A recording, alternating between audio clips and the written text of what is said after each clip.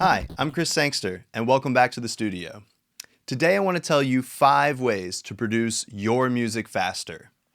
One of the most cited reasons for why people don't write and produce more music is I don't have enough time. And while creating music can be a long and intense process, there are a few ways to help things along and get to the final result faster.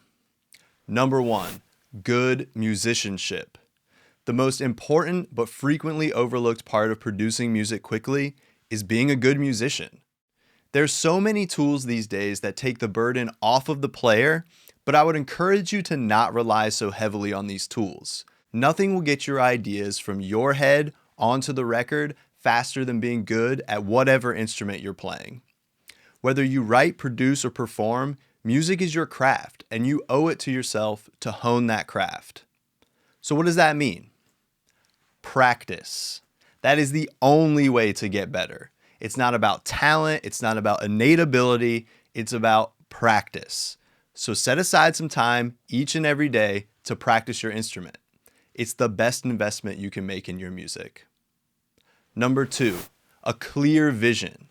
You will never get to your destination if you don't know where you're going. Too many times we sit down to make music without knowing what we're going to make.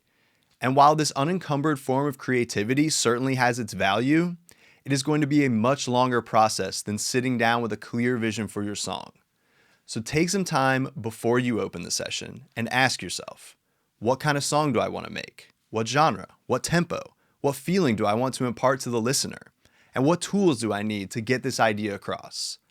Having answers to some or all of these questions will set you off on the right path and help you get to your end result faster. Number 3, a well-organized sample library.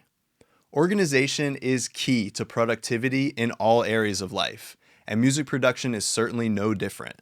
It's great to know that you want a trap hi-hat or an 808 kick drum in your track, but you'll waste tons of time searching for those sounds if you don't have a logical and consistent organization system in place for your sample library. I like to set mine up with a folder hierarchy, top level being the type of sample, one-shots, loops, MIDI packs, live drums, Foley sound, and acapellas. Next level down are the types of instrument, kick, snare, guitar, bass, etc. Next level down is genre, pop, house, trap, EDM, etc. Then the final level is the company that made the samples, so Splice, Big Fish Audio, Fox Samples, wherever you get your samples from. But that's just what works and makes sense for me. You will have to figure out what works best for you. So my advice is to take some time and listen through all of the sounds in your sample library. Make sure the file names are accurate and then organize them into appropriate categories. Yes, this will take some time, perhaps a lot of time if you have a ton of samples, but the time it will save you in the moment of creation will be totally worth it. Number 4, a well set up studio. Having your studio set up for your specific workflow is key. From the ergonomics of the space to the wiring and signal flow, everything should serve what you do most. For example, if you record vocals a lot, have your mic stand, and vocal chain set up and ready to record at all times. If you mostly mix, have your playback system set up and easily switchable, and have some templates made in your DAW to get a jump start on the mix process. Do whatever you can to automate the setup and the technical things that can get in the way and kill your creativity while you're producing. Nothing is worse than forgetting your great idea because it takes too long to set up your studio. And number 5, decision making. The great thing about digital audio is that there are 1,000 ways to do anything. The terrible thing about digital audio is that there are 1,000 ways to do anything. In a modern recording setup, we have so many options available to us, and while this is great in theory, it can often be more of a hindrance in practice.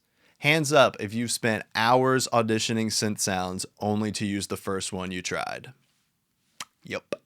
Having the confidence to make a decision and go with it takes time and practice. But learning to fight that urge to audition every preset or try out every synth in your plugin list will save you time and energy in the long run. It will mean less wasted time and more creative output.